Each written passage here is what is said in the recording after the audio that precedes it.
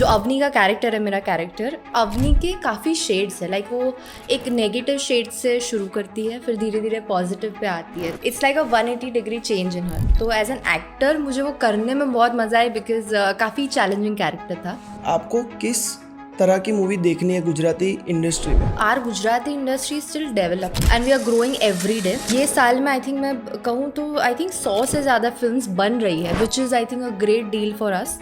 आपकी पहली फिल्म मल्हार ठक्कर के साथ में थी। So the first day when I met him, I don't know if you've met him, but Malhar Thakur has this aura, okay? मतलब उसके आप इतने डिस्टेंस पे बैठे होगे ना, you will feel that aura. He has such a strong aura. आपको क्या लगता है कि मल्हार ठाकर को मल्हार ठाकर क्या बनाता है? He worships his work. वो literally पूजता है अपने काम को। आपका इंस्टाग्राम बायो है 7 चक्रास कर्म धर्म, हाँ। उसका मतलब क्या है? I feel life is all about balancing your body, your karma and your duty. आप सदगुरु को बहुत ज़्यादा फॉलो करते हैं। स्पिरिचुअलिज्म के साथ लॉजिक एंड रीजन भी जॉइन होता है ना, मुझे ऐसी चीज़ें पसंद। ऑटोबायोग्राफी ऑफ अ योगी। और जिन लोगों को भी स्पिरिचुअलिटी या फिर योगा में इंटरेस्ट है, मोक्ष धर्म में मानते हैं, I think this book is going to change your life. Why don't you share your personal life on Instagram? What personal life? Thank you हमारे पॉडकास्ट पर आने के लिए। और पहला ही क्वेश्चन मेरा ये है कि अभी अभी आपकी एक मूवी आई है, हाँ जी। उसका एक्सपीरियंस कैसा रहा और उसके साथ साथ आपकी जो एक्सपेक्टेशन थी वो पूरी हुई है या नहीं हुई है? पहले ये बताना चाहूँगी कि एक्सपीरियंस बहुत ही अच्छा रहा। शूट की बात करें कि रिलीज़ की बात करें, एक अच्छे लेवल पे रिलीज़ हुई है ये फिल्म। अभी भी सिनेमाज में चल रही है एंड जल्द ही OTT पे भी आएगी, आप देख सकते हैं। सतरंगीरे नाम है फिल्म का।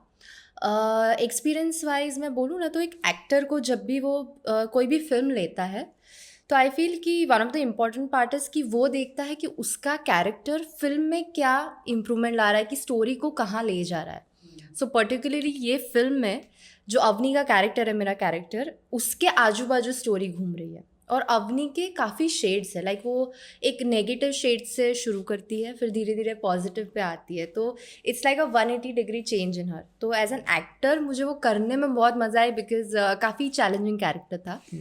तो करने में बहुत मज़ा आई। मज़ा आया। और एक्सपेक्टेशंस के हिसाब से मैं अकेली नहीं, कोई भी एक्टर को पूछ लो, वो एंड में यही कहेगा कि मैं बेटर कर सकती थी या कर सकता था। तो मुझे भी कहीं ना कहीं लगता है कि मैं कर सकती थी। हालांकि परफॉर्मेंस वाइज काफ़ी तारीफ हुई है मेरे कैरेक्टर को लेके, बट आई स्टिल फील कि कहीं और ज़्यादा बेहतर हो सकता था। और आपको गुजराती फिल्म इंडस्ट्री के बारे में क्या लगता है कि कैसी मूवीज़ आनी चाहिए? क्योंकि ये एक इंडस्ट्री है। हमने जो एक पॉडकास्ट किया था ओम भाई के साथ, उन्होंने अपने पर्सपेक्टिव बताए थे।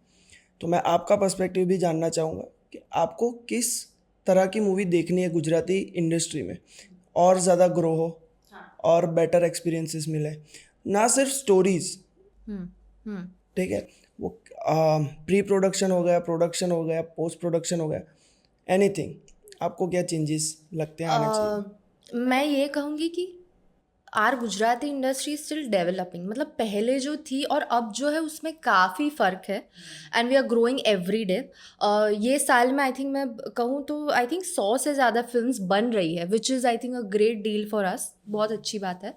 पर दूसरी चीज़ ये भी कि लूप है। मतलब ऑडियंस को जो देखना है वही हमें बनाना पड़ेगा। हमें जो बनाना है वो बना के छोड़ देंगे तो आई डोंट थिंक। और हमारी गुजराती ऑडियंस अभी उतनी ग्रो नहीं हुई है आई फील। हमको कॉमेडी पसंद है, थोड़ा सा रोमांस पसंद है, बस। उसके अलावा कुछ आए तो हम थोड़े झिझक जाते हैं वो एक्सेप्ट करने में समवेयर। तो आई फील जो एक्सपेरिमेंटल सब्जेक्ट्स आए हैं इंडस्ट्री में हमारे, वो इतने एक्सेप्ट नहीं हुए हैं वाइडर लेवल पे।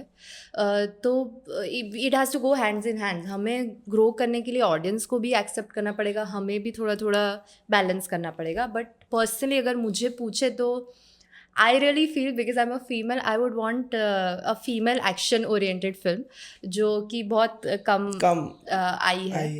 तो वैसा कुछ रोल करना चाहूँगी। And I would like to add कि मेरे एक फ़िल्म के ग्राउंड प्रमोशंस चल रहे थे और उधर एक जर्नलिस्ट ने मुझे यही क्वेश्चन पूछा था कि आपको कैसी फ़िल्म चाहिए। तो और उस समय मैं थोड़ी, अभी जितनी हेल्दी उससे थोड़ी पतली थी, थोड़ी बहुत फिट भी नहीं कह सकते। उस टाइम मैं उतनी फिट भी नहीं थी, पतली थी। तो मैंने यही आंसर दिया कि मुझे एक्शन ओरिएंटेड फ़िल्म करनी है। तो मुझे ऐसे नीचे से ऊपर देखते कि उसके लिए आपको पता है कि बॉडी बनानी पड़ेगी। I was like that's a challenge, you know. वही एक एक्टर की जर्नी होती है कि उसे लगे कि मैं क्या थी और मैंने फ़िल्म के लिए क्या प्रिपेयर करके क्या बनी हूँ। सो ऐसी कोई फ़िल्म आए तो अगर डायरेक्टर प्रोड्यूसर सुन रहे हैं तो वेल एंड गुड। और बॉलीवुड मूवीज़ में से कौन सा ऐसा कैरेक्टर है जो आप करना चाहते थे? आपको ऐसा लगता है कि अगर ये कैरेक्टर मैं करती तो मुझे भी मज़ा आता और एक्टिंग स्किल्स है और ज़्यादा निखर के आती आपकी? एक तो जवान फ़िल्म देखी है आपने? हाँ, उसमें नयनतारा का कैरेक्टर हाँ, कुछ ऐसा ही है जैसी मैं बात ओके, कर रही हूँ। पूरा ओके, हाँ। Action oriented but at the same time feminine भी है। वो उसको आप एक हीरोइन भी बोल सकते हो कि जिसकी जुल्फ़ें लहरा रही है, और but at the same time उसको एक पावर पैक परफॉर्मेंस भी देना आता था। तो वैसी कोई फ़िल्म। ओके। आपके पहले मॉडलिंग शूट की बात करते हैं, क्योंकि उस समय आपको बिल्कुल भी पता नहीं था कि मॉडलिंग क्या होती है, उसमें क्या प्रिपरेशन करके आपको जाना पड़ता है और फिर वहाँ से यहाँ तक आना, उस जर्नी के बारे में थोड़ा बात आज की बात करें अगर 2024 की, तो because of Instagram, social media, phones, mobile phones, हमारी मॉडलिंग एक्टिंग फील्ड भी बहुत लोगों तक पहुंच गई है। लोगों को एटलीस्ट बेसिक्स पता है। कोई कॉरपोरेट जॉब वाला बंदा होगा, उसको भी बेसिक्स पता होगा फोटोग्राफी का या रील्स बनाने का। मैंने जब स्टार्ट किया था 2017, I think 2016-17 I was the year, तब ये सब था ही नहीं। तो उस समय ये स्टार्ट करना ही इन इटसेल्फ मेरे लिए एक डिफ़िकल्ट स्टेप था। एक तो फैमिली में ये कोई बैकग्राउंड में से नहीं था, सब इंजीनियरिंग और एमबीए और वो बैकग्राउंड था। तो उनके लिए भी एक्सेप्ट करना कि मैं मॉडलिंग कर मॉडलिंग रही कर। हूँ, वो भी एक बड़ी चीज़ थी। प्लस हमारे बॉलीवुड ने थोड़ी फिल्म्स ऐसी बनाई हैं जिससे मॉडलिंग का बहुत ख़राब इम्प्रेशन है, and people think it's not safe, and I do agree also at some point, but things have change now. बहुत अभी तो फ़िलहाल काफ़ी सेफ इंडस्ट्री हो गई है, एंड कास्टिंग काउच तो अलग ही हो गया है। मतलब it all depends on your work. तो उस जो जर्नी का स्टार्ट था, I would say it was little bit difficult for me, but जैसे जैसे मैं आगे बढ़ती गई करती गई तो फैमिली को भी ट्रस्ट आने लगा। My audience also start accepting me that way. तो अभी जाके I have establish myself like as a model and actor, अब बोल सकती हूँ। पर वो जो फर्स्ट डे था, वो एक्सपीरियंस कैसा? First day, oh my god. So हमारे बड़ौदा के एक बहुत ही जाने माने फैशन डिज़ाइनर है, अर्चना मकवाना करके। उनका शूट मैंने किया था, that was my first shoot. और वो शूट में मेकअप आर्टिस्ट नहीं थे, हमको खुद मेकअप करना था। मैं 16 या 17 साल की थी, मैं मेकअप करती ही नहीं थी उस टाइम पे, and suddenly she is like कि कल आना है और मेकअप आपको करना है। और मेरे पास मेकअप प्रोडक्ट्स भी नहीं थे। तो नेक्स्ट डे मैं गई और मैं रोई हूँ पहले ही दिन, because she is very head strong and she is a very nice lady, but very head strong. उनको जो चाहिए वो चाहिए ही। तो मेरे से नहीं हुआ उनको जैसा मेकअप चाहिए था, तो she got a little bit angry और मैं रोई। फिर the photographer came and consoled me and start किया। फिर जैसे ही उन्होंने फ़ोटोज़ देखे कैमरा में, शी गॉट सो हैप्पी। तो वो दिन थोड़ा टफ था मेरे लिए, but because of that incident उसके बाद वाले दिन मेरे बहुत ईजी हो गए, because I knew what to expect. और स्टार्टिंग में मैंने बड़ौदा से शूट करना स्टार्ट किया था। फिर कॉलेज भी मैं कर रही थी, तो वीकेंड्स पे I used to go to Ahmedabad. तो अहमदाबाद में बड़ौदा से बेटर शूट्स उस टाइम पे होते होते थे, तो वो करती थी। फिर धीरे धीरे लगा कि नहीं, आगे भी जाना चाहिए, तो सूरत बॉम्बे भी स्टार्ट किया फिर। और उसके बाद धीरे धीरे फिर फिल्म्स। आपकी पहली फिल्म मल्हार ठक्कर के साथ में थी। जब खुद को पहली बार सिल्वर स्क्रीन पर देखना या फिर ऐसे सेटअप में भी देखना जो आपने एक्सपीरियंस नहीं किया है ज़्यादा, वो आपका एक्सपीरियंस कैसा था? क्योंकि एक बड़े स्टार के साथ काम करना, और बड़े स्टार के साथ जब काम करते हैं तो एक्सपेक्टेशन खुद आपके से ही लिए भी बढ़ बढ़ जाती जाती है, है ना, हाँ हाँ। कि उनको मैच करना है। आपके पास स्किल्स तो है, पर वो ऑडियंस को दिखाने के लिए आपको मैच करना है। तो वो फर्स्ट मूवी का एक्सपीरियंस।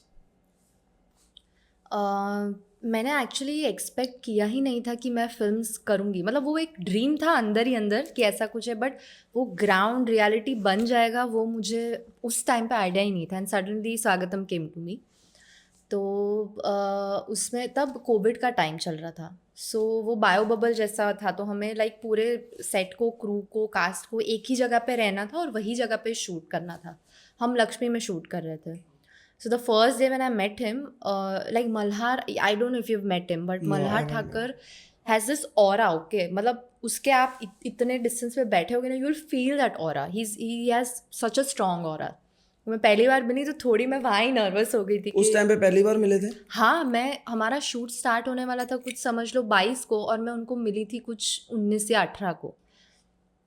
तो वो एक बहुत नर्वस हो गई थी मैं उस पॉइंट पे, but he is so down to earth and he made me so comfortable. Like उनको लाइन्स करने की ज़रूरत ही नहीं है, वो सिर्फ देखेंगे उनको लाइन्स याद रह जाती है. But because I was new and I told him, like मेरे माई वर्क स्टाइल इज़ कि मुझे रिहर्स करना पसंद है लाइन्स को. मैं जितना अच्छे से रिहर्स करती हूँ, आई feel I am prepared and I am more confident on screen. तो वो कभी एक बार भी उन्होंने मुझे मना नहीं किया. मैं बोलती थी 10 बार करने की लाइन्स, वो 10 बार करते थे मेरे साथ. तो और ये फिल्म में मल्हार ठाकर तो था ही, उसके अलावा ओजस Rawal, Vandana Pathak, Jay Upadhyay, all of them are senior actors. Chetan Dhanani अपने वडोदरा के ही है. तो वो सारे सीनियर एक्टर्स के साथ काम करना मुझे ऐसा लगा था कि डिफ़िकल्ट होगा, but they all made me so comfortable कि it was a very nice experience. एक प्रमोशन के आर्टिकल में तो टाइटल ही ऐसा है कि Katha Patel is saying that I used to go to everyone on set and ask for help, which is true. मैं क्यों नहीं जाऊँगी, मतलब वो लोग इतने एक्सपीरियंस है. सो वो था. और मुझे अभी भी याद है मेरा पहला जो शॉट था, because I was so nervous and I had never face the real film camera. तो उस टाइम पे मेरे 1-2 रीटेक हुए. तो जो एसोसिएट थे वो आए, उन्होंने बोला मैम हम रिहर्स कर रहे हैं, हम कुछ नहीं, कैमरा ऑफ है, हम रिहर्स ही कर रहे हैं, कुछ नहीं कर रहे. और वो टेक ओके था, लाइक वो rehearsal is like cut. I was like अच्छा चलो अभी आ गया, अभी कर देते. नहीं मिल गया शॉट मैम. सो वैसे करके स्टार्ट हुआ. तो जब कैमरा ऑन होता था तब आपको कॉन्शियसनेस होता था? Just that first day, just the first day, otherwise. आपको क्या लगता है कि मल्हार ठाकर को मल्हार ठाकर क्या बनाता है? उनकी क्या क्वालिटी है जो as an actor? He worships his work. मतलब वर्शिप मतलब वो लिटरली पूजता है अपने काम को. एक्टिंग मतलब स्क्रिप्ट रीडिंग हो, या सेट पे कैसे लोगों के साथ बर्ताव करना हो, या कुछ एक्टर्स पता है ऐसे होते हैं कि 3-4 लोग ने सेल्फी ले ली, फिर 5वें को बंदे को मना कर देंगे कि बस अभी बाद में करेंगे, आई एम टायर्ड और वॉट एवर. ही विल सामने से कि नहीं 10 और फोटोज़ लेते हैं. He is so humble, he is very down to earth. उनको एक्टिंग वाइज इतना नॉलेज है, मतलब क्या, ही वर्शिप्स हिज वर्क, और बहुत कुछ सीखने लायक है उनसे. आपके इंस्टाग्राम बायो के बारे में बात करते हैं, क्योंकि मैं जानना चाहता हूँ वो क्या है. आपका इंस्टाग्राम बायो है 7 चक्रास कर्म कर्म धर्म. धर्म, हाँ. उसका मतलब क्या है? मैं एक रेकी मास्टर हूँ. तो रेकी में चक्रों पे काम करते हैं. चक्र मतलब क्या, एनर्जी सेंटर होता है. तो हमारे मेन बॉडी के 7 चक्र होते हैं. वो चक्र अलग अलग, जैसे थ्रोट चक्र हो गया, फिर हार्ट चक्र हो गया. तो हमारे जो अलग अलग ऑर्गन्स है उससे रिलेटेड वो काम करता है चक्र, उसको हील करता है, ओपन करता है चक्र को. ब्लॉक्ड चक्र मतलब तुम्हारे फिजिकली और मेंटली वो ऑर्गन की वजह से क्या प्रॉब्लम्स आ रही तुम्हारे में. तो via Reiki we open the chakras. We don't even have to overpower them, but we have to balance the chakras.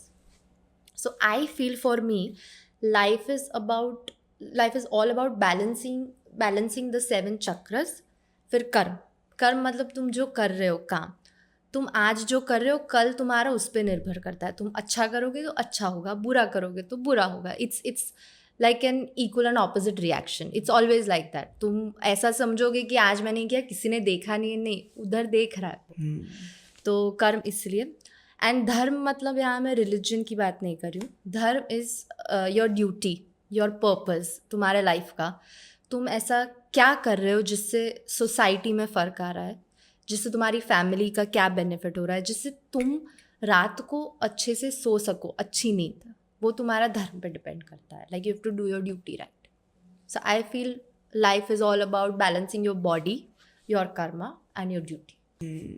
धर्मा के बारे में मेरे पास कहने के लिए कुछ है. जो आपने कहा वही है डेफिनेशन, कि हमारी जो स्किल्स हैं उसे हम सेवा के रूप में अगर करें, जो वर्ण, जो हमारा वर्ण स्किल्स कहते हैं ना उसको, वर्ण को जब हम सेवा के सर्विस के रूप में अगर सोसाइटी में करते हैं, जिससे आपने कहा कि खुद का भी बेनिफिट हो, साथ साथ आसपास के लोगों का भी बेनिफिट, तो वही आपका धर्म होता है. And why don't you share your personal life on Instagram? What personal life? मतलब आपका रिलेशन, आपके हस्बैंड के बारे में, फैमिली के बारे में क्यों आप ज़्यादा शेयर नहीं करते? So I been married for 2.5 years and उसके पहले मैं 5 साल उन्हीं के साथ थी, मेरे हस्बैंड के साथ, पवन. मैंने इतना ऑब्जर्व किया है, आई डोंट नो ऑडियंस कितना बिलीव करती है, बट जब भी मैंने स्टोरी या पोस्ट रखा है तो नज़र लग जाती है, ऐसा बोलते हैं, राइट? और मेरे साथ काफ़ी ऐसे इंस्टेंसेस हुए हैं where I have kept a story और उसके बाद कुछ ना कुछ हमारे बीच हुआ है. सो वही रीज़न से I like to keep it private. I share everything, like work wise मेरा शूट का BTS होता है, या मैं खुद भी कोई पार्टी में जाती हूँ या बाहर गई हूँ, ट्रैवल का सब मैं शेयर करती हूँ. बट सर्टन थिंग्स लाइक मैं मेरे पेरेंट्स या इन लॉज के साथ भी नहीं डालती हूँ इतना सोशल मीडिया पे. I feel certain things should be left private. हाँ, क्योंकि जब मैं रिसर्च कर रहा था तो सिर्फ आपके पापा के साथ आपकी 2 फोटो थी, वही, हाँ. और वो भी बहुत मुझे पुरानी कोई है. पूछेगा तो मैं मना नहीं करूँगी, आई गिव देम. अभी आपने पूछा तो मैंने बता दिया, बट सामने से दिखा के हाँ, रखना वो मेरे लिए सेट नहीं होता इसमें. आपको ट्रैवलिंग भी बहुत पसंद है, मैंने देखा है कि आप बहुत जगह ट्रैवल करती है. तो जो जगह आप घूमे उसमें से सबसे फेवरेट कौन सी है? बाहर इंडिया में कि इंडिया के बाहर? दोनों बता दो. अगर इंडिया की बात करें तो इंडिया में कौन सी? इंडिया की बात करें तो मैं गई हूँ बहुत सारी जगह पे, उसमें से मुझे जैसलमेर बहुत पसंद है एक तो. पर मैं नहीं गई वहाँ की बात, मुझे कुर्ग जाना है, साउथ साइड जाना है. वहाँ मैंने सुना बहुत ब्यूटीफुल है nature and all, and I like nature, तो मुझे वहाँ जाना है, वो एक है. बाकी राजस्थान में जैसलमेर इज़ ब्यूटीफुल, बहुत अच्छी जगह है, बहुत मज़ा है. बाकी बहुत सारी जगह जाना बाकी है यार अभी तो. माउंटेन्स नहीं पसंद? मैं स्पीति जाके आई हूँ. कैसा बहुत ही रहा था एडवेंचरस ट्रिप था, शायद इसलिए पूछा आपने. बट मेरे लिए ट्रिप ट्रैवल का मतलब है रिलैक्सेशन, लीजर. और स्पीति का ट्रिप करना मतलब आप डबल थक के आओगे. ऑफकोर्स ऐसा एक्सपीरियंस ज़िंदगी में नहीं मिलेगा. काजा था, हिमाचल प्रदेश पूरा बहुत ही सुंदर है, बट बहुत थक गई थी मैं. क्योंकि हम लोग स्पीति गए थे, चंद्रताल गए थे क्या? हम यहाँ से कार लेके स्पीति गए थे. ओह हो, वेरी नाइस. सो यहाँ से हम जयपुर, जयपुर से फिर शिमला, फिर वहाँ से स्पीति. तो चंद्रताल वाला जो रास्ता था, चंद्रताल तो ओहो, इट वाज -4 आई थिंक हो. और हम लोगों ने क्या किया था कि नॉर्मली लोग शिमला से काजा और फिर चंद्रताल जाते हैं, तो तुम एक्लेमेटाइज हो जाते हो क्लाइमेट के हाँ, साथ. हम ऐसे ही गए थे. हम मनाली गए और फिर सीधा चंद्रताल गए, उल्टा रास्ता पकड़ा, तो हमारी बॉडी को एक्लेमेटाइजेशन का टाइम ही नहीं मिला था. तो बहुत ख़राब हालत थी उस दिन, तो सांस नहीं ले पा रहे थे. पर वो लेक बहुत जो चंद्रताल लेक है वो बहुत ही ब्यूटीफुल है. आप सदगुरु को बहुत ज़्यादा फॉलो करते हो, हाँ. और साथ साथ आप ईशा फाउंडेशन भी हाँ. विजिट किया है आपने. हाँ. तो उनकी क्या आइडियोलॉजी आपको पसंद है?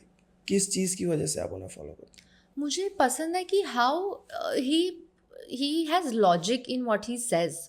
मतलब आप कोई भी अपने शास्त्र ले लो, मंत्रस ले लो, बिना जाने हम बोलेंगे तो हमें पता तो होना चाहिए ना कि हम क्यों कर रहे हैं ये. लाइक उनका जो क्रिया योगा है, इनर इंजीनियरिंग का पूरा फंडा है, he explains it very clearly. So इसीलिए मुझे जहाँ जहाँ स्पिरिचुअलिज्म के साथ लॉजिक एंड रीज़न भी जॉइन होता है ना, मुझे ऐसी चीज़ें पसंद है. लाइक अभी सदगुरु तो है ही, और उसके साथ साथ अभी मैं एक बुक पढ़ रही हूँ जिसका नाम है autobiography of a Yogi.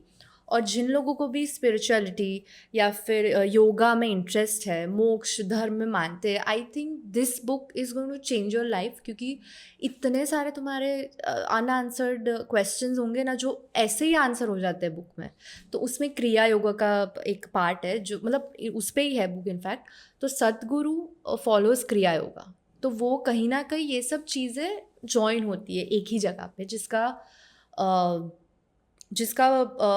Purpose यही होता है कि आप अपना बॉडी फिट रखें, और वो कैसे आपको मोक्ष की तरफ ले जाता है. मैंने भी थोड़ा ईशा, डीप हो गया. नहीं मैंने भी ईशा क्रिया किया है आपने? किया है. Like Okay. मैंने, जब मैं न्यूजीलैंड में था तब टाइम मिलता था, और उस टाइम पे कुछ था नहीं और करने के लिए फ्रेंकली, तो मैंने 3 साढ़े 3 महीना अच्छा, ईशा आपको क्रिया। एनर्जाइज फील हुआ होगा ना? हाँ, हाँ क्योंकि वो जो लास्ट 2-3 मिनट्स होते हैं जब आप चांट करते हो या फिर साइलेंट हो जाते हो, वो मोमेंट पर बहुत ही डिफरेंट, और मैं उस टाइम से ही उन्हें फॉलो करता हूँ। अच्छा। हाँ, और उनकी आइडियोलॉजी जो मुझे सबसे ज़्यादा अच्छी लगती है वो डिटैचमेंट के बारे में। आप क्या सोचते हो डिटैचमेंट के बारे में? मुझे ऐसा लगता है, सो मैं स्टार्टिंग में जब उनकी बुक्स पढ़ रही थी ना, डिटैचमेंट फिर डिज़ायर्स का सब, तो मैं उस फेज़ में आ गई थी कि हाँ डिटैच्ड ही होना चाहिए, डिज़ायर नहीं होनी चाहिए। But what I fail to understand was कि you have to go through all of them to be detach. मतलब तुम्हें किसी से अटैच होना पड़ेगा तो डिटैच समझने के लिए कि डिटैचमेंट एक्चुअली क्या है। तुम्हें तुम्हारे डिज़ायर्स फुलफिल करने पड़ेंगे कि तुम तृप्त हो जाओ और फिर तुम बोलो कि मुझे अब कोई डिज़ायर नहीं है। तुम ऐसे ही अभी से बोलोगे कि नहीं नहीं मुझे तो कोई कोई डिज़ायर डिजायर्स नहीं है, नहीं है। आई डो तो तुम संत होते ना फिर। तो I think it's a whole journey. And मेरे खुद में मैंने ये देखा है कि मैं जो 5 साल पहले थी, I have change for the better and hopefully touch would I am growing धीरे धीरे। तो वो जर्नी होता है। तो डिटैचमेंट तो एंड आपने बोल दिया, एंड रिजल्ट है, उधर तक पहुंचना है, अभी पहुंचे नहीं है। नहीं, अब मेरे लिए डिटैचमेंट क्या है, एक होता है कि सब कुछ छोड़ देना, ठीक है, संसार छोड़ देना, सारी चीज़ें छोड़ देना। पर मेरे लिए डिटैचमेंट क्या है कि उन सारी चीज़ों के बीच में रहना। अगर मेरे पास पैसा है, अगर मेरे पास काम है, मेरे पास लोग हैं, तो वो लोग हैं तो भी मैं खुश हूँ, वो पैसा है तो भी मैं खुश हूँ, हूँ। और अगर नहीं है तो भी मैं खुश हूँ। तो वो जर्नी पे तो आप हो ही साथ साथ, पर उस मोमेंट में भी हम अटैच भी रहते हैं, क्योंकि लोगों को लगता है कि नहीं हम भाग रहे हैं चीज़ों के पीछे ना, पर उसी मोमेंट पर हम डिटैच भी रहते हैं। हाँ, बहुत अच्छे से बताई आपको बात। वही उसी को बैलेंस बैलेंस करना है, वो हाँ, वही कहते हैं। वही चीज़ को बैलेंस करना। आपको बुक्स पढ़ना बहुत पसंद है, क्यों आप बुक्स पढ़ते हो, उससे क्या बेनिफिट होते हैं, और टॉप 5 बुक्स? ओके, बुक्स पढ़ना इसलिए पसंद है बिकॉज वो पेपर बैक होता है, राइट? किंडल की बात नहीं कर रही हूँ मैं, उसका एक अलग फील होता है, ओल्ड स्कूल टाइप फील होता है। मुझे नॉस्टैल्जिया होता है, मेमोरीज याद आ जाती है, छोटी थी तब से पढ़ रही हूँ। दूसरा, मेरे लिए वो एक डिजिटल डिटॉक्स है। मैं उतना टाइम फ़ोन या टीवी स्क्रीन से दूर रहूँगी, मेरे हाथ में बुक होगी तो। तीसरी चीज़ कि वो एक कंपनी है मेरे लिए। मेरा ऐसे बोलते हैं books are your best friends. So if I have my book I don't need anybody anything else.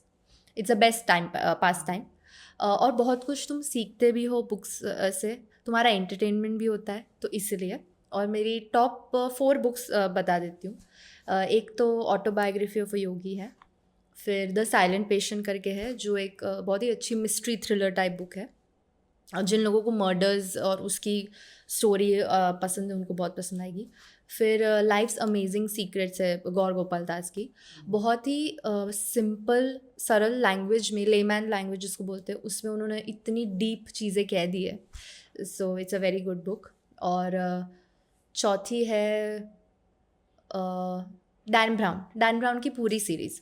वो जो लोग बुक रीडर्स हैं उन्होंने तो कब की डैन ब्राउन सीरीज़ पढ़ ली होगी। मेरी छूट गई थी तो अभी मैं एक्सप्लोर कर रही हूँ, वो भी बहुत अच्छी है। Very good thrillers. Movie sets पर काफ़ी इंसिडेंट्स होते हैं, तो ऐसा कोई फ़नी इंसिडेंट हुआ है जो आपको अभी भी याद रह गया और आपको लग रहा है कि पूरी ज़िंदगी ये मेरे साथ रहेगा? वैसे तो काफ़ी है, पर ये जो अभी फिल्म आई है सतरंगी रे, उसमें ना बहुत 5 सुंदर सॉन्ग्स हैं। उसमें से एक सॉन्ग है जो ऐश्वर्या मजुमदार ने गाया है, सतरंगी रिप्राइज वर्जन, जिसमें हीरोइन का वो फेज़ आता है जिसमें शी इज़ अपसेट, और पूरा सिनेमैटिकली ब्यूटीफुल सिनेमैटिक लोकेशंस पे शूट किया, और वैसा सॉन्ग है। तो हमने दमन और वलसाड का एक बीच है, नारगोल आई थिंक उसका नाम है, वहाँ शूट किया ये सॉन्ग। तो उधर का पर्टिकुलर मुझे याद रह जाएगा फॉर माई लाइफ कि मुझे चश्मे हैं, नंबर है, तो मुझे लेंस पहनने पड़ते हैं, तो लेंस पहने हैं। और हम बीच पे है और मुझे डायरेक्टर ने बोला है कि आपको लेट जाना है बीच पे, पानी आएगा आने देना, कोई बात नहीं, आप लेट जाना। मैंने बोला यहाँ तक तो ठीक है, ओके। मैं लेट गई, टेक हो रहा है, पानी आ रहा है, मैं पूरी भीग गई हूँ, वो भी ठीक है। उसके बाद अचानक डायरेक्टर को आइडिया आया कि हम सूखे पत्ते उड़ाएंगे। अभी इमेजिन बीच है, बीच पे कभी सूखे पत्ते होते नहीं है, but taking the cinematic liberty, वो शॉट भी बहुत ब्यूटीफुल लग रहा है। बट अभी वो पत्ते उड़ा रहे, इमेजिन ब्लोअर से सूखे पत्ते उड़ रहे, तो इतना डस्ट उड़ रहा है, इतना डस्ट, बट मुझे कैमरा के सामने तो एकदम सा हाँ हाँ हाँ बहुत ही ब्यूटीफुल बढ़िया एक्ट करना है। हाँ, एक्सप्रेशन देने तो सेट पे भी जितने लोग थे वो भी बोल रहे कि मैडम क्या स्माइल दे रहे, क्या है, पर मुझे अंदर से पता था कि मैं क्या झेल रही हूँ। इतनी धूल उड़ रही थी, लेंस में इरिटेशन हो रहा था, मेरा पूरा बॉडी पानी से भरा हुआ था, प्लस रेत थी इधर अंदर तक सब जगह रेत रेत हो गया था, but I had to keep the expressions intact. So that taught me कि तुम्हें बाहर से बहुत ग्लैमरस सब दिखता है, but it's actually a tough job. तो वो बहुत एक यूनिक एक्सपीरियंस था मेरे लिए शूट करने में। एक तो वो, और इसके पहले वाली जो मेरी फिल्म थी S2G2, उसमें एक सॉन्ग है, वो भी बहुत ब्यूटीफुल सॉन्ग है, लागी रे मने तारी धुन।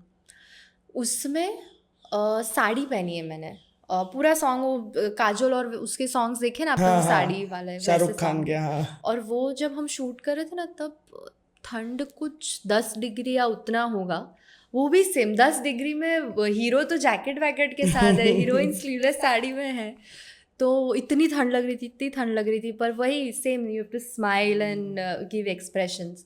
तो वो भी एक लर्निंग एक्सपीरियंस था, वो करने में बहुत मज़ा आई। और उसमें ट्विस्ट ये था कि मेरे जो सामने सेट बैठा था, कैमरा के पीछे की टीम, वो गर्म चाय पी रही है और देख रही है। तो बहुत ही एक फ़नी और यूनिक एक्सपीरियंस था। एक्ट्रेस के लिए सबसे टफ चीज़ क्या होती है जब आप ऐसा करियर परस्यू करते हो जहाँ पर सर्टेनिटी उतनी ज़्यादा नहीं है, आपको पता है कि एक मूवी चली, एक मूवी नहीं चली, ठीक है, फिर आपको रेडी होना है फिर से, क्योंकि हर मूवी के बाद आपको ज़ीरो से स्टार्ट करना जीरो से स्टार्ट है ना। हाँ। कई करियर ऐसे होते हैं कि आपने स्टार्ट किया, फिर आपको एक ग्रेजुअल ग्रोथ मिलता है, पर एंटरटेनमेंट फील्ड ऐसी है कि आपको हर मूवी हो या फिर कोई भी प्रोजेक्ट हो, उसमें आपको ज़ीरो से स्टार्ट करना पड़ता है। हाँ हाँ। तो वो ज़ीरो से स्टार्ट करना क्या होता है, और क्या वो टफ मोमेंट्स होते हैं और सिचुएशंस होती है जो एक एक्टर को फेस करनी पड़ती है। आई फील एक एक्टर को बहुत ज़रूरी है कि वो मतलब बीच में रहे, बैलेंस, जो मैं बार बार वर्ड यूज़ कर रही हूँ बैलेंस, वो कहीं ना कहीं इससे ही रिलेटेड है कि no matter what situation comes, you have to be very strong willed, heart से, माइंड से, सब जगह से। मैं मेरा इंसिडेंट बताऊँ तो मेरी पहली फिल्म जो आई मल्हार के साथ, स्वागतम, वो फिल्म जब शूट हो रही थी सॉरी, तब से मुझे सब ऐसा बोल रहे थे कि अब तो यूर पहली फिल्म तेरी मल्हार के साथ है, it's going be a super hit, और सुपरस्टार के साथ फिल्म आ रही है, तेरे पास तो फिल्मों की लाइन होगी, ये वो। तो कहीं ना कहीं मैं भी इतनी उस वक्त इमैच्योर थी कि मैं वो चीज़, मैंने मान ली थी वो चीज़ कि फिल्म आएगी, चली या ना चली, मैंने तो मल्हार के साथ फिल्म की है, तो अभी तो मुझे 10 फिल्म ऐसे ही आ जाएगी। And then suddenly film Covid के वक्त आई थी, OTT पे आई थी, शेमारू पे आई थी। शेमारू आज बहुत फेमस है, बट जब वो फिल्म आई थी तब वो इतनी नहीं चली थी, ऐसा मैं बोल सकती हूँ कहीं ना कहीं। सो वो हो या डेस्टिनी हो, कुछ भी रीज़न हो, आई थिंक 1 साल तक मुझे कोई फिल्म ऑफ़र ही नहीं हुई थी। मुझे धम्मड़ ऑफ़र हुई, मेरी सेकेंड फिल्म, 1 साल के बाद। तो वो जो 1 साल का पीरियड था वो मेरे लिए बहुत टफ था, बिकॉज़ तब कुछ पता नहीं था मुझे, मैं अपने ही ड्रीम वर्ल्ड में थी कि ये होता है, वो होता है, वैसे करके। तो वो 1 साल वो हुआ, उसके बाद मेरी शादी हुई। नाउ लड़की के लिए स्पेशली शादी के बाद, no doubt I am very lucky कि मेरे इन लॉज, मेरे husband, they are very supportive, but definitely कहीं ना कहीं because you have to adjust to a new family, to a new background, तुम्हारा करियर कहीं ना कहीं एक बैक स्टेप ले लेता है। और मेरे साथ भी हुआ था कि मैंने खुद ही ले लिया था एक स्टेप बैक, और उस समय मुझे ऑलरेडी, अभी तो जस्ट मेरी शादी हुई है, and I started getting pressure for kids, not from my family, from society, from outside people. और एक पॉइंट ऐसा आ गया था, मैं इतनी फ्रस्ट्रेट हो गई थी कि मैंने बोला मेरे को बच्चे चाहिए ही नहीं। एंड देन वो चीज़ में द गर्ल ऑल्सो फॉरगेट्स कि उसका बायोलॉजिकल क्लॉक होता है, सबका एक एक टाइम, हर एक चीज़ का एक टाइम होता है। So I feel to maintain this strong willness of your mind, your heart is very important, and also to balance. Actor के लिए ये भी चीज़ है कि उसके बहुत ऑड आवर्स होते हैं, शिफ्ट्स के बहुत ऑड आवर्स होते हैं, कभी भी कैसे भी जाना हुआ, शूट कितना भी लंबा चल सकता है। तो तुम्हारी पर्सनल लाइफ और प्रोफेशनल लाइफ बैलेंस करना इट इज़ टफ. सो मैं इतना ही बोलूँगी कि जितने भी एक्टर्स हैं उनकी फैमिलीज़ है, प्लीज़ उन्हें सपोर्ट करें, because if you will understand तो ही वो आगे बढ़ पाएंगे. आपको लगता है फेलियर्स बहुत इम्पोर्टेंट है हमारे करियर के जर्नी में? बहुत, बिकॉज जब तक वो जो एक मेरा ड्राई फेस था वो 1 ईयर का, वो नहीं आया होता तो मुझे वैल्यू ही नहीं पता चलती ना. वो 1 ईयर में मुझे like I had a reality check, तो मुझे वैल्यू पता चल गई फिल्म्स की. उसके बाद I started doing acting lessons, मैंने वर्कशॉप्स करना स्टार्ट किया. मुझे स्वागतम बोलते हैं ना, डेस्टिनी की वजह से मुझे मिल गई थी. I didn't work hard for it. तो वो फर्स्ट फिल्म मिलने के बाद I started working hard and actually expressing gratitude for what I got. तो failures I think they are very important यार. आपने जो सारी मूवीज की है हाँ. उसमें से आपको कौन सी मूवी लगती है कि इसमें मैंने बहुत ज़्यादा जान डाल दी? सारी में आपने वैसे डाली तो होगी, सारी पर लगता है एक मूवी के साथ कनेक्ट होता है. जान डाल दियो. वैसे ये सतरंगी रे थी ना, उसकी बात करूँगी मैं, बिकॉज मैंने जैसे बोला उसमें जो फीमेल कैरेक्टर है मेरा अवनी का, उसमें उसकी बहुत सारे शेड्स हैं. मतलब आजकल फिल्म्स में आप देखोगे तो generally female is the supporting role, और वो है अनलेस एंड अनटिल वो फीमेल ओरिएंटेड फिल्म नहीं है तो वो हीरो के साथ रहेगी. वो उनका लव स्टोरी का एंगल एक चलता है पैरेलल, उससे ज़्यादा कुछ नहीं होता. ये स्टोरी में even if it was not a female oriented film, वो कैरेक्टर के आजू बाजू ही बात घूम रही है और वो पूरे नेगेटिव शेड से पॉजिटिव शेड की तरफ आती है. तो वो एक पूरी जर्नी है. वो एक बोलते हैं ना, बहुत स्किल्ड एक्टर कर सकता है, और मैं I feel I still have a lot to learn. तो मेरे लिए ये पहला कैरेक्टर था जो ऐसा टफ था. तो टफ था बिकॉज मैं सोई नहीं हूँ. जितने भी दिन शूट किया मैं रात को आती थी सेट पे से, फिर भी I use to do my lines constantly because I somewhere I felt कि अभी और मुझे स्ट्रॉन्ग करना है, अभी और मुझे खुद के कैरेक्टर को स्ट्रॉन्ग करना है. तो I to rehearse a lot for that film. वो फिल्म में 5 गाने थे. अभी गाने स्क्रीन पे बहुत ब्यूटीफुल लगते हैं, बट फिल्म की शूट से भी ज़्यादा मेहनत फिल्म के गानों के शूटिंग में जाती है. ऐसा एक जोक बोलते हैं कि actors are glamorous labourers, which is so true. Because कोई भी और फील्ड ले लो, और सेट पे भी आप डीओपी को ले लो, डायरेक्टर को ले लो, स्पॉट बॉय ले लो, कोई और बंदे को ले लो. आपने पूरी रात शिफ्ट की, बराबर 4 बजे तक शिफ्ट की, फिर नेक्स्ट डे भले ही थके हुए हो, वो दिखने नहीं वाला है. एक्टर तो दिखेगा कैमरा पे. तो even if you are tired, आपको नींद नहीं मिली है, you have to be fresh. तो I feel that in itself is a task and a skill. तो वो एक डेवलप करना होता है कि एक आप में अचानक से वो चेंज आ जाना चाहिए. आप कैमरा के सामने हो and then you are suddenly a different person altogether. So यार दैट. आप एक रेकी प्रैक्टिशनिस्ट, ठीक है, आप रेकी को प्रैक्टिस करते हो और लेवल 3 पे हो आप. एक आम इंसान को जिसे रेकी के बारे में बिल्कुल भी नहीं पता है, अब पॉइंट ए से पॉइंट जी तक प्लीज समझा सकते हो क्या है reiki? Reiki is a form of healing. जैसे कि एक तो हम होता है एलोपैथी होता है जो डॉक्टर्स ट्रीट करते हैं, एक आयुर्वेदा होता है. उस तरह से reiki is a form of healing. Energy exchange की पूरी बात है यहाँ पर. योगा जैसे होता है जो हील करता है आपकी बॉडी को, माइंड को, सोल को, उसी हिसाब से रेकी होता है. वो जिस पाथ अलग है but it all leads to the same thing. Allopathy भी आप करो तो वो क्या है, एंड में वो इसलिए करते हैं कि आप फिट फील हो करो. जाए. तो रेकी भी उसी का फॉर्म है एक. Reiki works on the principles of healing your chakras, opening your chakras. हमारे बॉडी के 7 मेन चक्र है, रूट चक्र से लेके क्राउन चक्र तक. तो उसको ओपन करना होता है पहले, और ओपन करने के बाद बैलेंस करना होता है. और वो जो फर्स्ट लेवल है रेकी का, वो बाय टच होता है. वो सेंटर्स पे टच करके जो मंत्र आते हैं वो बोल के किया जाता है. वो फर्स्ट जो लेवल करता है वो खुद पे एप्लीकेबल होता है, आप दूसरों पे नहीं कर सकते हो रेकी. जो सेकेंड लेवल होता है उस पर आप दूसरों पे भी कर सकते हो.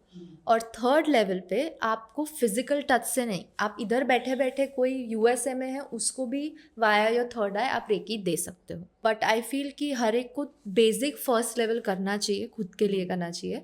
मेडिटेशन भी कर सकते हो, योगा भी कर सकते हो, ये अलग उसी का फॉर्म है. बिकॉज मैं योगा भी करती हूँ, मेडिटेशन भी करती हूँ और रेकी भी की है. तो आई फील कि it all leads to the same thing, वो ज़रिया अलग है, आपको जो सूट करता है आप वो कर सकते हो। मिका उसोई सर है, रेकी के फाउंडर है। ऐसा कहा जाता है कि रेकी एक्चुअली हमारे शास्त्र की एक विधि है, पर वो हम इतनी यहाँ डेवलप हुई नहीं थी। फिर जापान में मिका उसुई सर ने उनको डेवलप किया और फिर ये वापस हमारे यहाँ आई है। बोलते हैं इधर से ही वो जन्म हुआ था रेकी का, बट आई है उधर से। तो आपने रेकी क्यों शुरू की थी, खुद के लिए? ये बहुत लोगों को पता नहीं है, बट 2017 की बात है। मेरा पर्सनल फेज तब बहुत ख़राब चल रहा था। I just had a breakup with somebody I was going to get married to. और मैं एक पाइसिस हूँ। Pisces, I if you believe in zodiac, Pisces people are very emotional, they are emotional fools, they are very sensitive. उनके लिए प्यार, मोहब्बत, love comes above everything. So मैं बहुत ही एक डिप्रेशन तो नहीं, बट एक बहुत ही लो जोन में चली गई थी उस वक्त। मुझे कुछ समझ में नहीं आ रहा था क्या करूँ क्या नहीं। एंड सडनली मुझे याद आया कि मेरे फैमिली में मेरे जो पापा के मासा है, he was a reiki practitioner. और कोई कहीं भी जाता था ना, वो गाड़ी जैसे ही दूर गई ना, वो ऐसे ऐसे कुछ करते थे और उससे वो बंदे का काम हो जाता था। तो I was any very intrigued. And suddenly manifestation बोलो या यूनिवर्स का साइन बोलो, when this low phase of mind was going on, मुझे एक ऐसे थॉट आया कि रेकी याद आई अचानक। तो फिर I started exploring about it more. और बड़ौदा में ही एक टीचर है अनीता मैम करके, उनके पास मैं गई और मुझे इतना अच्छा लगा। I felt get I am at home. मतलब वो जैसे ही समझा रहे थे रेकी के बारे में, मुझे इतना इंटरेस्टिंग लगा। तो मैंने बोला ये तो करना ही है अब। तो मैंने किया। और फिर उसमें कैसा होता है, स्टार्टिंग के जो 21 डेज होते हैं ना, उसमें आपको अराउंड अबाउट 1.5 घंटे का एक प्रैक्टिस होता है। सारे तुम्हारे पॉइंट्स को तुम्हें 3-3 मिनट का रेकी देना होता है। तो वो इन इटसेल्फ ही मेडिटेशन ही हो गया। तुम्हारा 1.5 घंटे तुम्हारे बॉडी पे बॉडी के फोकस ऊपर। कर रहे हो। पहले के इनिशियल डेज डिफ़िकल्ट थे, पर उसके बाद मैं उसके प्रैक्टिस में आने लगी। और 21 दिन के बाद you won't believe, I was out of my low phase. तो एक रेकी मेरे लिए फिर एक लाइफस्टाइल ही बन गया, that it was my way of healing. और वो मैंने आई थिंक 8 महीने तक फर्स्ट लेवल किया। उसके बाद मैंने दूसरे लेवल्स किए, क्योंकि मुझे लगा कि खुद पे अगर मैं खुद को हेल्प कर सकती हूँ तो बाकी को भी ये हेल्प कर मिल सकते हो। सकती है उससे। आपने कहा कि एक आप ऐसे लो फेज से गुजरे थे, तो रेकी के अलावा और ऐसी क्या एप्लीकेशंस या फिर आपने ऐसी चीज़ें ट्राई करी कि आप उस फेज से बाहर निकलो? एक तो डिस्ट्रैक्टिंग माई सेल्फ, मतलब ये उस समय भी नहीं, मेरे शादी के बाद भी एक ऐसा फेज था वेर इतना वर्क वाइज मैं बहुत फ्री थी। आई एम अ वर्कहॉलिक, तो मुझे बहुत पसंद है कि काम चलता रहना चाहिए। तो suddenly when you don't have work, what are you gonna do? तुम्हारा आसपास की चीज़ें तुम करने लगते हो। तो there was a phase where I used to pester my husband that you not giving me enough time, तो मेरे साथ नहीं रहे। ये उसमें उसकी कोई गलती थी ही नहीं, मैं मेरे उसमें इतनी लॉस थी। तो उसमें I feel distracting your self is the best option. If you don't have work, you start doing new activities. कोई एक नया टास्क लर्न करो, नया स्किल लर्न करो। उसमें ये book reading plays a very important role, because उसमें कुछ भी बुरी चीज़ है ही नहीं। It's not a bad habit at all. So एक बुक रीडिंग आ गई एप्लीकेशन वाइज। फिर दूसरा कोई बोलता है ऐसा कि फ़िज़िकल एक्सरसाइज करो तो बहुत फ़र्क पड़ जाता है, विच इज़ सो ट्रू। बिकॉज एक मैं ये जब सब चल रहा था ना, तब मैं एक्सरसाइज नहीं कर रही थी। फिर मैंने वो स्टार्ट किया तो उससे एक्चुअली फ़र्क आया। लाइक वो हैप्पी हॉर्मोन्स जनरेट होते हैं। ज़ुम्बा ले लो, डांस ले लो, aerobics, yoga, power yoga, in whichever form you like. But physical exercise is also way to distract yourself. And of course work, तुम वर्क में इतना इमर्स हो जाओ कि तुम्हें वो पर्सनल लाइफ तुम याद ना भूल कर जाओ, सको। हाँ। And your family, I feel family family support. Plays a very crucial role. Like मुझे पता है इतने मेरे फेज में मेरे डैड एक्चुअली अबू धाबी रहते हैं, तो फिज़िकली तो हम लोग इतने हर रोज़ मिलते नहीं, ज़्यादा बट नहीं मिलते। फ़ोन पे हर रोज़ बात होती है। एंड माई मॉम, लाइक माँ की जगह कोई नहीं ले सकता है पूरी दुनिया में। So your family also. आज आपको लगता है कि वो जो आपका फेज था, जैसे आपने कहा कि आपकी शादी होने वाली थी पर फिर ब्रेकअप हो गया, पर आज अगर आप देखते हो तो वो मेंट टू बी था, क्योंकि अगर वो चीज़ फॉर उस श्योर। टाइम पे हमें ऐसा लगता है कि यार बहुत बुरा हो गया। और सिर्फ ब्रेकअप की बात नहीं है, आपको एक फिल्म मिलने वाली हो, वो कैंसिल हो गई हो, आपको कोई काम मिलने वाला हो, आपके साथ कोई इंसान हो, पर जब वो नहीं मिलता हमें, जब हमारी चाहत होती है, पर उस मोमेंट पे हमें लगता है कि बुरा हुआ है हमारे साथ। और उस चक्कर में हम काफ़ी सारी ऐसी चीज़ें कर देते हैं खुद के ऊपर, वो स्ट्रेस हो, फैमिली के साथ बिहेवियर हमारा चेंज हो जाता है। पर वो वक्त बीतता है तब हमें पता चलता है कि अच्छा हुआ अच्छा जो, हुआ, हाँ हाँ। है ना।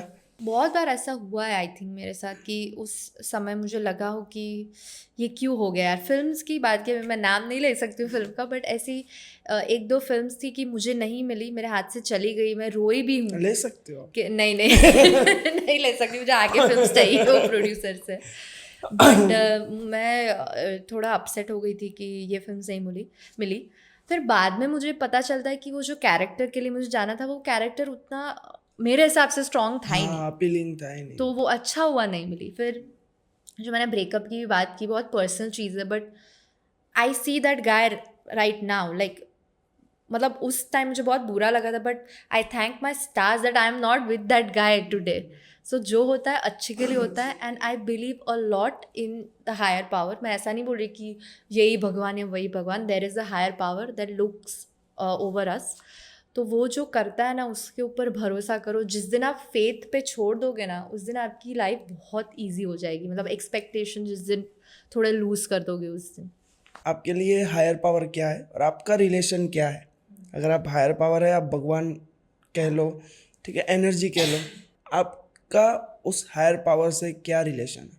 ओके। मैं छोटी थी तब से ही मैं शिव भक्त हूँ, और मैं बहुत बिलीव करती हूँ। एक ऐसा फेज़ था बीच में जहाँ मेरा स्पिरिचुअलिटी से कनेक्शन थोड़ा छूट गया था। फिर my mom is also very spiritual, तो मैंने धीरे धीरे उनको देखना स्टार्ट किया, बिलीव करना स्टार्ट किया। और आप नहीं मानोगे, मैं जितना अभी घुसती जा रही हूँ स्पिरिचुअलिटी में, या भगवान ही ले लो, मतलब लिटरली जो मूर्ति होती है, मूर्ति की पूजा, उससे मेरी लाइफ में ऐसे चेंजेस आ रहे हैं, I can't wait to tell you. जो जो बोलते हैं ना कि फास्ट करो, फिर ये रिचुअल करो, ये व्रत के दिन ऐसा करना चाहिए, इतने बजे उठ के ये पूजा करनी चाहिए। हमारा जनरेशन कहीं ना कहीं इतना बिजी हो गया है कि उनको एक्सक्यूज़ चाहिए ये बोलने का कि इससे कुछ नहीं होता है। बट बिलीव मी, इससे बहुत फ़र्क पड़ता है। ऐसे ही नहीं बनाए गए रूल्स। ऐसा भी बोलते हैं कि mythology is just a way of telling you, या फिर प्रिंसिपल समझाने के लिए। एक्चुअल में ऐसा हुआ नहीं था। मैं इस लेवल पे हूँ कि मुझे खुद भी नहीं पता कि वैसा एक्चुअल में हुआ था या नहीं हुआ था। बट आई फील कि if you believe in it, तो वो है चीज़। मतलब मैं अभी शिव भक्त हूँ, मैं बिलीव करती हूँ शिव भगवान में, तो मुझे वो है, वो है मेरे वो लिए। है। और आप नहीं मानोगे, साइकोलॉजिकल लेवल पे वो बहुत अफेक्ट करता है आपका। एक फेथ, आपको एक होप मिल जाता है, आपको एक शोल्डर टू क्राई ऑन मिल जाता है, तो एक पॉजिटिव चीज़ है। आपको नेगेटिव थॉट्स नहीं आते। जितना आपका फेथ हाँ। बढ़ता जाता है, आपको नेगेटिव थॉट्स नहीं आते हैं किसी भी चीज़ को लेके, कि अगर ये नहीं हुआ तो क्या होगा, ये नहीं हुआ तो क्या होगा। पर हम उस चीज़ के बारे में फिर सोचना ही धीरे धीरे हमारा बंद हो जाता है। शिव जी के लिए कौन सा, आपने उनकी स्टोरीज सुनी होगी, ठीक है, आपने काफ़ी सारी चीज़ें उनके बारे में, अगर आप उनको पूछते हो तो आप उनको समझने के लिए कोशिश करते होगे।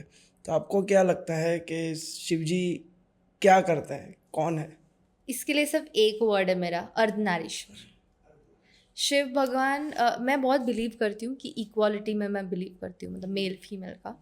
और शिव भगवान का आप स्वरूप देखोगे, एक अर्धनारीश्वर स्वरूप है जिसमें पार्वती माता और और शिव शिव भगवान भगवान, एक ही हाँ, है। एक ही है।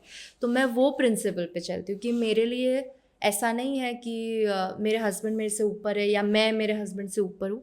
It always goes in hand, और वो प्रिंसिपल शिव भगवान से मिलता है, तो मैं उसके लिए ज़्यादा उनको फॉलो करती हूँ, आई फील।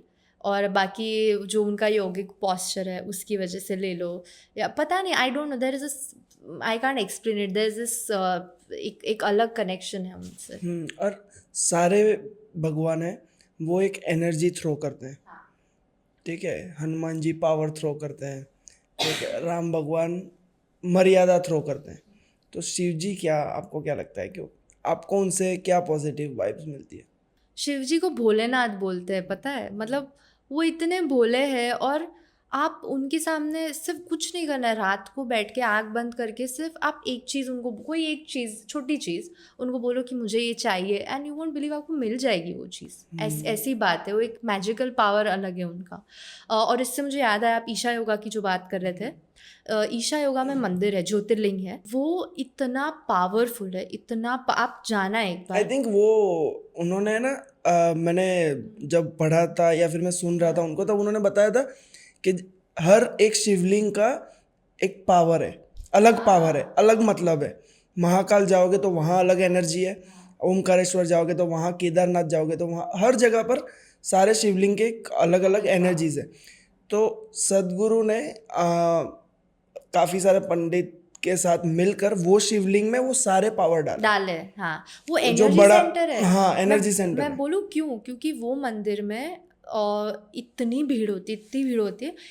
जो अंदर वाला मंदिर है ना, उसमें सिर्फ at a time I think 40 या 50 पीपल अलाउड होते हैं, पर उसके बाहर जो लाइन लगी हुई होती है, इतने सारे लोग होते हैं, बट वहाँ आप खड़े रहो, आपको ऐसा लगेगा आप अकेले हो, उतनी शांति होती है। सो वो जो मंदिर, वो पृथ्वी है, उसका बहुत महत्व है। जितने भी हमारे मंदिर है, तिरुपति बालाजी है, उज्जैन महाकाल है, केदारनाथ, बद्रीनाथ, वो सबका एक एक रीज़न है कि वहाँ लोग इतने जाते हैं। वो धरती का एक अलग अलग पावर एंड पावर होता है। एनर्जी है। हाँ। आदि योगी को देख के कैसा लगा? ओ डिवाइन, डिवाइन, क्योंकि वो बनाया अभी है, बट आप उसको देखोगे ना, उस पर पता नहीं क्या उन्होंने पूजा करके बनाया है। It is so huge. एक तो पहले तो आप खड़े रहोगे तो वो स्कल्पचर के सामने आप इतने इतने दिखोगे छोटे सिर्फ। दिखोगे। तो और वो जब रात को लाइट लाइट हुआ होता है ना, तब आपको एक्चुअली अलग ही कोई, आप दुनिया में पहुंच गए हो, वैसी फीलिंग आती है।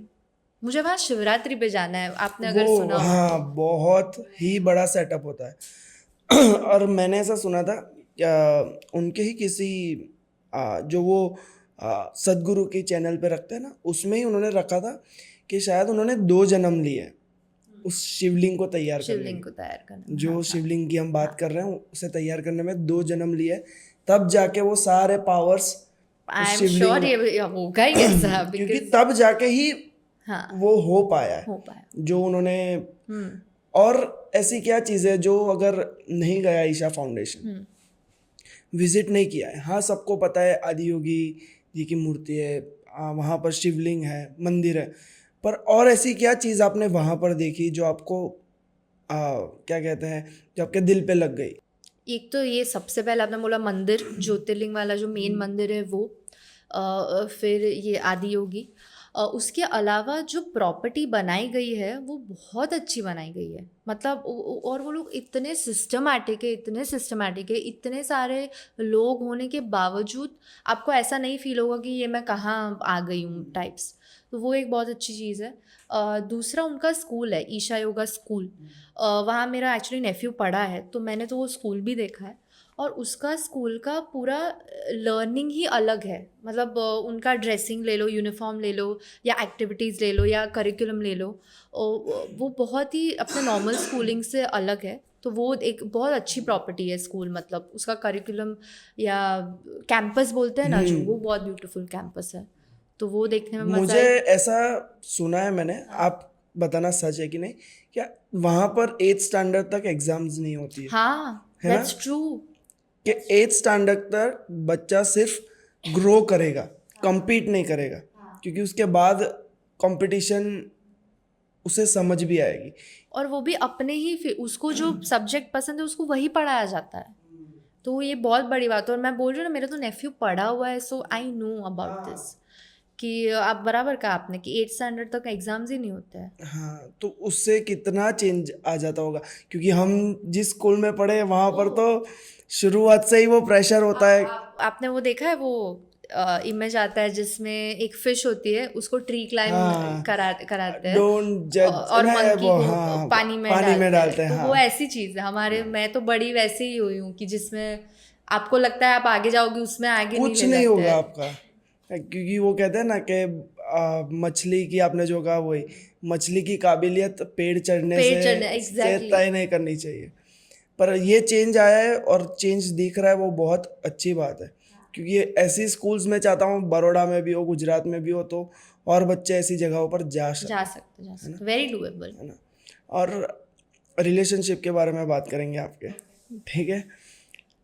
आपने कहा कि 2.5 साल से आपकी शादी हुई है और उसके पहले 5 साल आप रिलेशनशिप, हाँ 7.5 साल उसे मैनेज करना, लोगों के सिचुएशनशिप चल रहा है जहाँ पर ये सिचुएशनशिप मुझे नहीं समझ मुझे भी आता, नहीं मैं आता वो समझ, जनरेशन से आई क्योंकि थी वो पहले मिलेनियल्स को समझ नहीं आता, वो जेन जी को ही समझ आता है, हाँ, वो है ना। तो 7.5 साल और इससे आगे, क्योंकि जब आप शादी के लिए सोचते हो तब आपको पता होता है कि हाँ यही पार्टनर है मेरा, हाँ तो वो पहले के 5 साल कैसे थे और शादी के बाद क्या चेंज आए?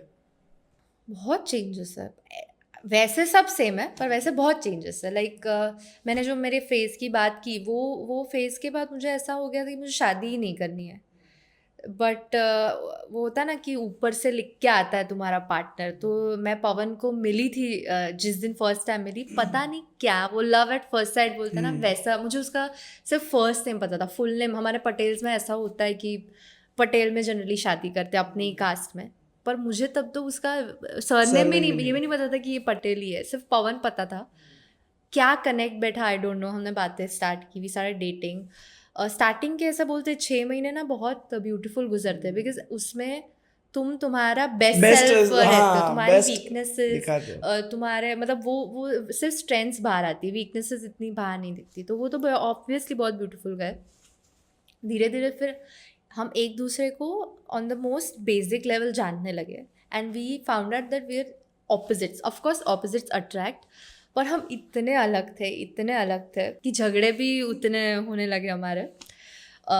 बट वो कहते हैं ना कि if you want to stay with that person you will make sure that इधर you change for good for that person. मैं ऐसा नहीं बोल रही पूरे ही चेंज हो जाओ, तुम्हारी बैड हैबिट सुधार के तुम अच्छे पर्सन बनोगे। मुझे एक एस्ट्रोलॉजर ने भी बोला था and I also feel that Pawan मेरी ज़िंदगी में आया ही इसलिए to transform me, like to be the best version of myself. Because 7 साल पहले जो मैं थी और आज जो मैं हूँ उसमें बहुत फ़र्क है, और उसमें कहीं ना कहीं सबसे बड़ा हाथ पवन का ही आता है। अभी शादी के बाद की चेंजेस की आप बात कर रहे हो, तो शादी के पहले क्या होता है, आप सिर्फ 3-4 घंटे के लिए मिलते हो, ट्रैवल की अलग चीज़ है। शादी के बाद तुम पूरा दिन उनके साथ रह रहे हो, मतलब सिर्फ बेस्ट आवर्स नहीं, तुम रिस्पॉन्सिबिलिटीज़ भी बढ़ जाती है। Family also plays an integral part. उसमें भी करियर्स दोनों के सेपरेट चल रहे हैं, तो वो एक आ जाता है। मुझे 2 साल लगे हैं सेट होने में फैमिली लाइफ में, but now I am set. वो 2 साल लगे पवन को भी, उसकी फैमिली को भी एडप्ट करने में। एक नया मेंबर आया है, उसकी लाइफ अलग है। लाइक मैं बहुत अलग फैमिली में बड़ी हुई हूँ, पवन बहुत अलग सेटअप में बड़ा हुआ है, तो वो ब्रिज करना गैप को, उसमें टाइम लगा। बट अभी टचवुड अभी ऐसा है कि सेट हो गया, अभी 2-2.5 साल लगते हैं। I would just suggest to the Gen Z, whatever situationship they are facing, that आजकल बहुत कॉमन हो गया, यू नो, दैट नहीं पा रहा है ब्रेकअप, नहीं पा रहा है, टॉलरेंस लेवल कम हो गया। हाँ टॉलरेंस लेवल।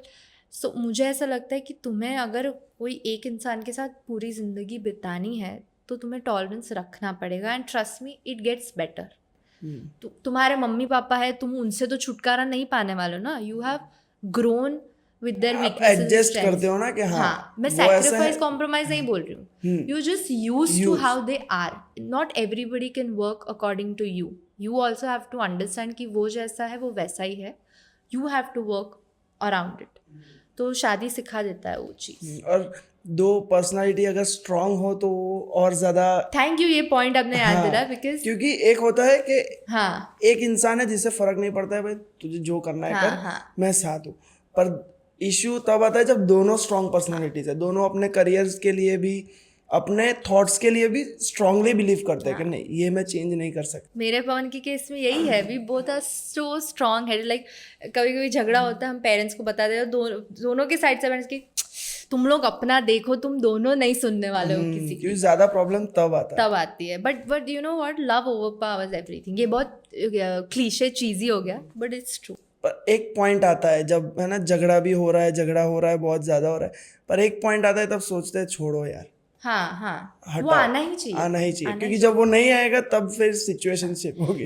एक एक वो स्कूल ऑफ थॉट है कि आपको सोना नहीं चाहिए झगड़ के, मतलब you have to sort everything before you fall asleep, उसके पहले तुम्हारा सॉर्ट हो जाना चाहिए जो भी झगड़ा है। मैं थोड़ा डिफरेंट बिलीव करती हूँ। आई फील सो जाओ, चलेगा, नींद आ रही है सो जाओ, नेक्स्ट डे फिर वो आराम से बैठ के सॉर्ट करो। बिकॉज तुम, मेरा और पवन का दोनों का ऐसा, हम जब गुस्से में होते हैं तो वी नॉट थिंकिंग स्ट्रेट, वो इतनी छोटी चीज़ होती है वो इतनी बहुत एस्केलेट बड़ी हो हो जाती है। जाती तो है। Rather you take some time and space for yourself, सुबह फ्रेश माइंड से you can sort that matter out easily. तो मैं वो स्कूल ऑफ थॉट्स। मैं भी सेम चीज़ में बिलीव करता हूँ, क्योंकि अगर अगर दोनों एक ऐसे स्टेट ऑफ माइंड में जहाँ पर आपको, आप ऐसी चीज़ें बोल जाते हो जो आप मीन नहीं करते हो, फिर आपको रिग्रेट तो होगा ही होगा, पर You वो can't take the words हाँ, back. वो सामने वाले को लग भी जाती है वो चीज़।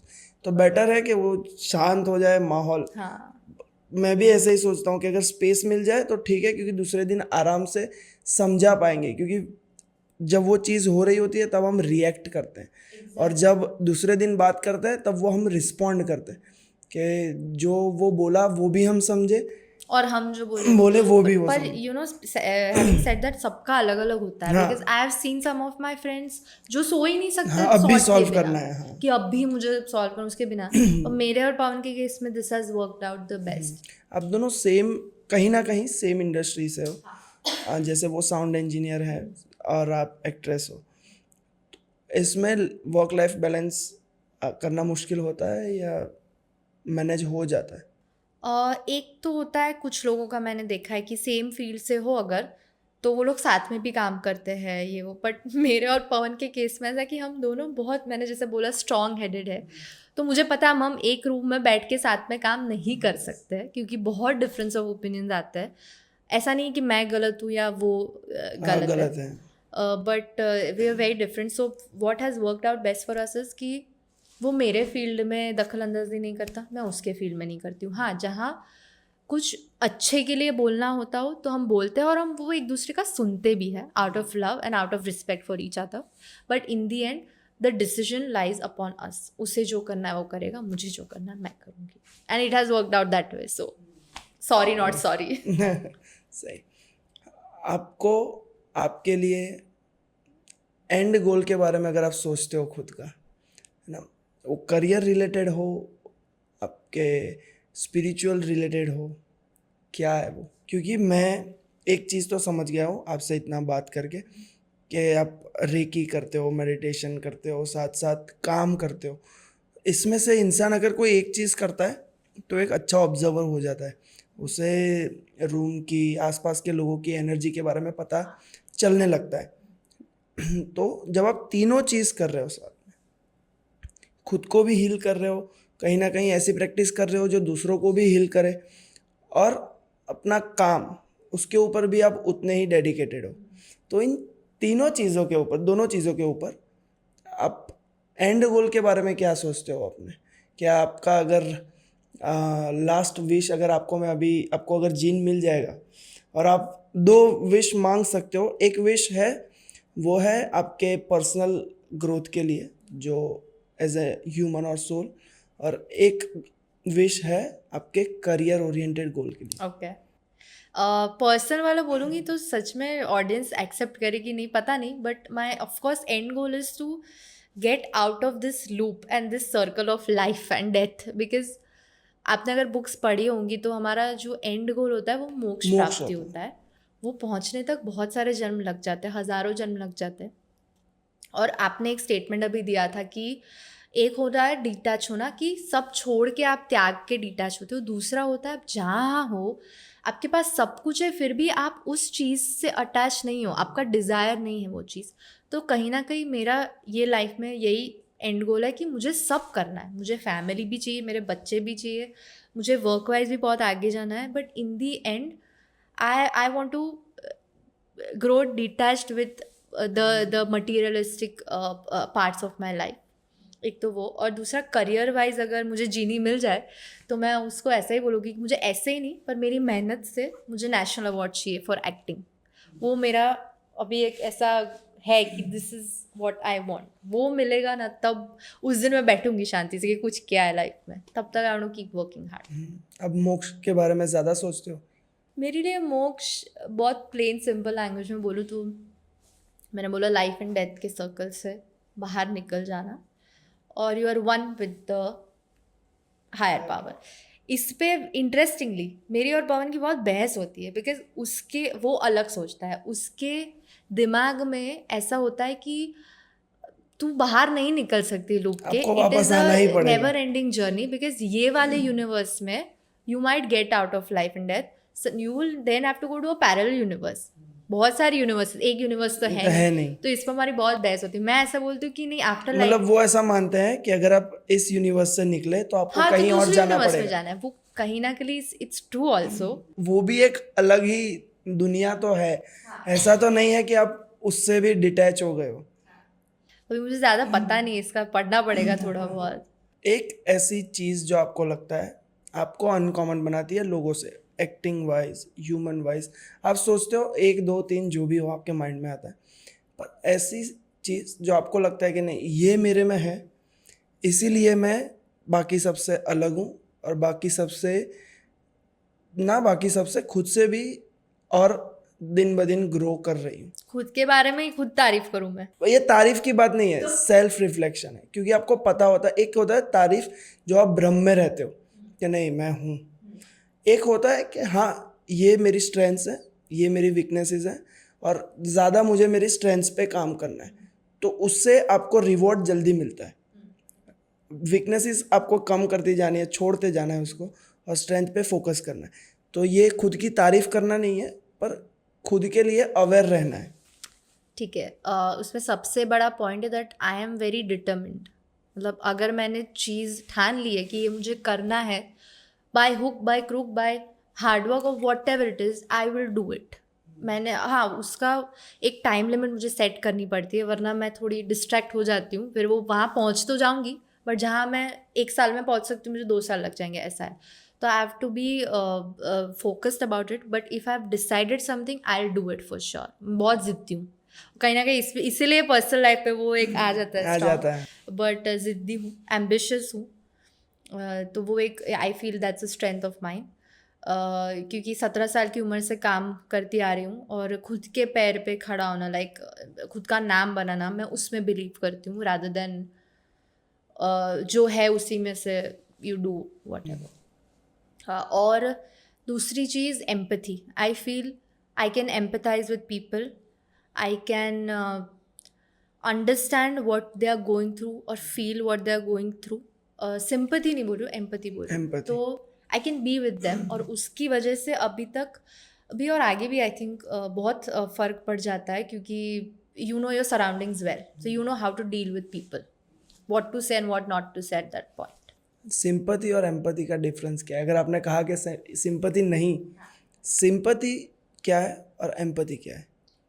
और मेरे लिए डिफरेंस आई थिंक ये है कि empathy is when you know that person is sad and when you are feeling it with that person, like आप उसको कंसोल कर रहे हो, बट आपको खुद भी वो हो रहा है वो चीज़ कि वो सैड है, तो आपको खुद में भी वो फीलिंग है सैडनेस की।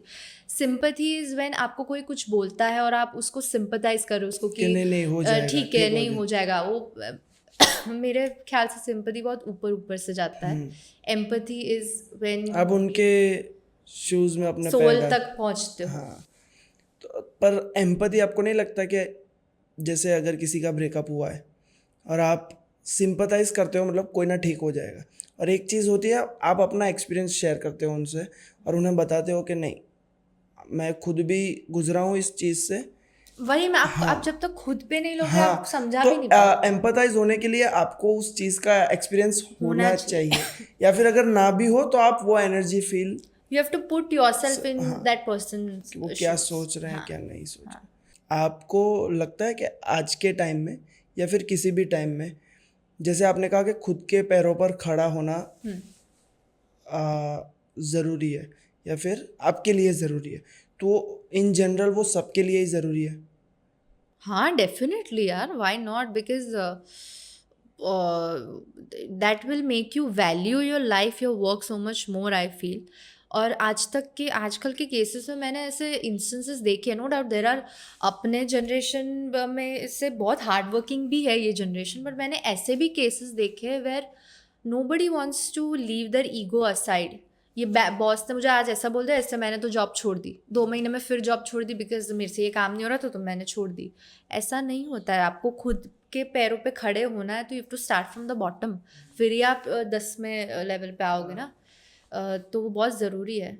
एक चीज़ ऐसी, जैसे आपने बताया कि क्या आपको अनकॉमन बनाता है दूसरों से, पर एक सीख हमारी ऑडियंस के लिए जो देख रहा है आपको, कोई लड़की है जो 16 साल की है, 17 साल की है और सोच रही है कि नहीं, गुजराती फिल्म इंडस्ट्री है या फिर कोई भी industry, film industry, entertainment industry, उसमें मुझे अपना करियर परस्यू करना है, और वो आपको एज अ रोल मॉडल देख रही है, तो एक ऐसी सीख उस लड़की के लिए जो उसे हेल्प करे अगर ये करियर परस्यू कर रही है या फिर लाइफ में कोई भी सिचुएशन से वो गुजर रही है, तो एक चीज़ जो आप उन्हें बताना चाहते हैं. You do you. मतलब आपको बहुत लोग मिलेंगे एडवाइस करने के लिए. बहुत लोग ये आजकल सब देखने के चक्कर में, शो ऑफ के चक्कर में बहुत कुछ चीज़ें होती है. But you do you, what your heart says, you do that. And particularly ये करियर की बात करूँ तो मेरे में मिस्टेक क्या हुई थी, there was nobody to guide me. उस टाइम पे इतना था भी नहीं मॉडलिंग का, एक्टिंग का था, पर इधर नहीं, बॉम्बे में था. गुजराती इंडस्ट्री भी तब सिर्फ छिल्लो दिवस आई थी और हाँ, थोड़ी और बहुत वहीं फिल्म से आई थी. आज जितनी फिल्म्स बन रही उतनी उस समय में बन भी नहीं रही थी. There was nobody to guide me. तो कहीं ना कहीं मुझे ऐसा लग रहा है मेरे कुछ साल वेस्ट हो गए. मैं आज जाऊँ वो 3 साल पहले हो सकती थी. तो आई फील जो लड़की अगर ये करियर में आगे बढ़ना चाहती है, there is a specific way to go about it. आप सबसे पहले तो अपना पोर्टफोलियो बनाइए, अपना ऑडिशन क्लिप्स बनाइए, और एक्टिंग वर्कशॉप्स होते हैं बॉम्बे में, अतुल मोंगिया है और बहुत सारे ऐसे मेंटर्स हैं, उनके वर्कशॉप्स ले. पोर्टफोलियोज और आपकी ऑडिशन जो क्लिप्स है, वो जितने भी प्रोडक्शन हाउसेज है, जितने भी कास्टिंग एजेंसीज है, सब जगह जस्ट फॉरवर्ड देम. ये मैंने चीज़ की ही नहीं थी. I kept waiting that something will come to me and then I'll do it. But your life will become so much more easier if you have just forwarded these 2 things, आपका portfolio और आपका audition clip. 1 minute audition clip जो होता है Hindi English में बना के आपको भेजना है, वो भेज दो. ऐसा नहीं बोल रही कि वो भेज के तुरंत आपके पास आएंगे, बट एटलीस्ट वो प्रोसेस ईजी हो जाता है. थैंक यू कथा जी हमारे पॉडकास्ट पर आने के लिए. आपको अच्छा लगा बातें करके? बहुत बहुत अच्छा लगा. Thank you so much. और मैं हर गेस्ट के लिए ये कहता हूँ, क्योंकि जब उनसे बात करते हैं तो उनकी जर्नी के बारे में हम जानते हैं, साथ साथ उनके थॉट्स, उनके एक्सपीरियंसेस के बारे में जानते हैं. तो आपके जो थॉट्स और एक्सपीरियंसेस हैं उसे जानकर हम खुद भी प्रे करेंगे आपके लिए कि जल्दी आप नेशनल अवार्ड उठाएं और फिर एक और बार हम यहाँ पर बैठे और उसके ऊपर हम बातें करें. Thank you so much. ये एक्चुअली नेशनल अवार्ड वाली बात मैंने बताई नहीं थी, अभी मुंह से निकल गई है तो अभी बोल दिया. नहीं, जितना जल्दी बोल दोगे वो चीज़ें और जल्दी मैनिफेस्ट आता है, मैनिफेस्टेशन आता है. Thank you. तो वो ज़रूर देखेंगे हम.